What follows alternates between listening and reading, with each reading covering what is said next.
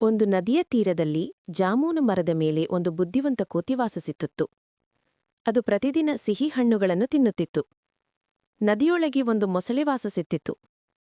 ಕೋತಿ ಅದಕ್ಕೆ ಹಣ್ಣು ನೀಡಿದಾಗ ಮೊಸಳೆಗೆ ಬಹಳ ಸಂತೋಷ ಆಯಿತು. ಇಬ್ಬರು ದಿನದಿಂದ ದಿನಕ್ಕೆ ಒಳ್ಳೆಯ ಸ್ನೇಹಿತರಾದರು.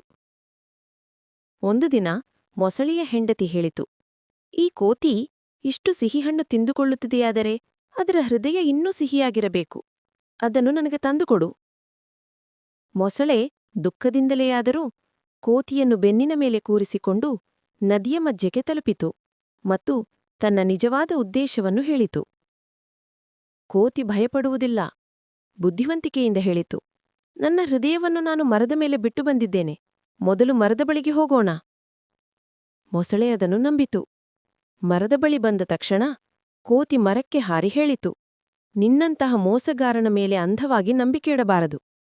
ಇದೀ ಕಥೆಯ ನೀತಿ. ಬುದ್ಧಿವಂತಿಕೆ ಎಲ್ಲ ಅಪಾಯಕ್ಕೂ ಪರಿಹಾರ.